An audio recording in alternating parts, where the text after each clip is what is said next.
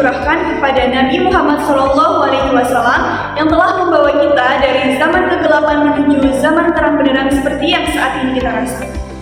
Allah berfirman, "Fa inna ma'al usri yusra." Sesungguhnya di setiap kesulitan pasti ada kemudahan. Semoga kita selalu senantiasa diberikan kemudahan oleh Allah Subhanahu wa Ta'ala untuk menjalani nilai-nilai Islam yang berkemajuan.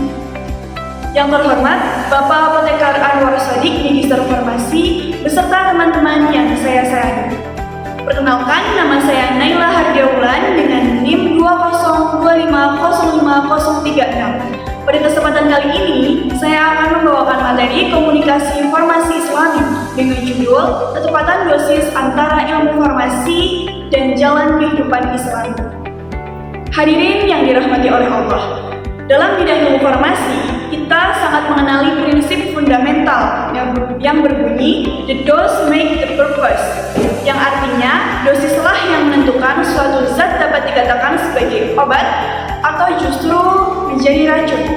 Nah, prinsip ini dikenal dengan konsep dose-response relationship, di mana efek obat sangat bergantung pada jumlah yang diberikan. Contohnya ada pada paracetamol. Nah, paracetamol ini memiliki efek terapeutik yang aman dan biasanya digunakan untuk menurunkan demam. Nah, masalahnya muncul apabila paracetamol itu digunakan secara berlebihan. Efeknya bisa menyebabkan kerusakan pada hati atau hepatotoksik. Nah, dalam Islam pun Allah mengajarkan kita untuk hidup dengan seimbang.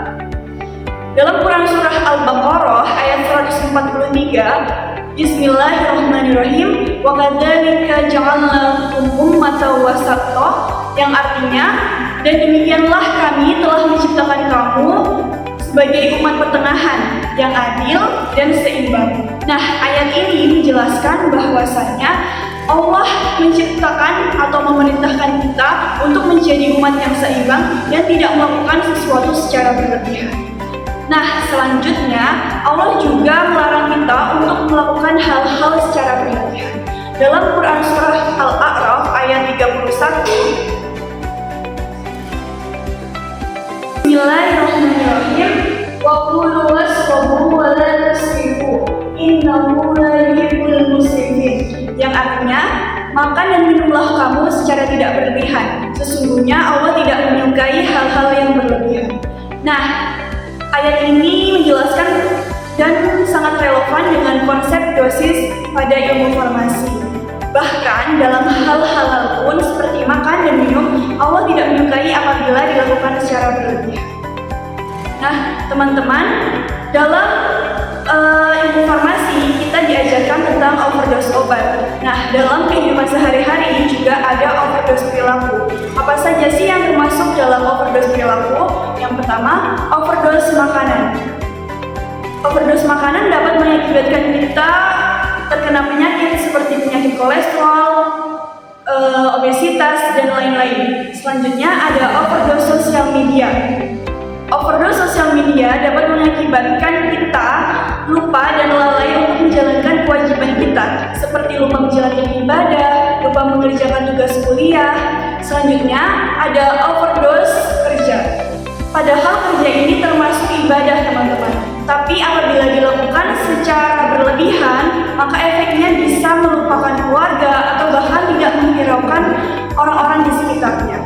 Rasulullah SAW bersabda, sebaik-baiknya perkara adalah yang pertengahan.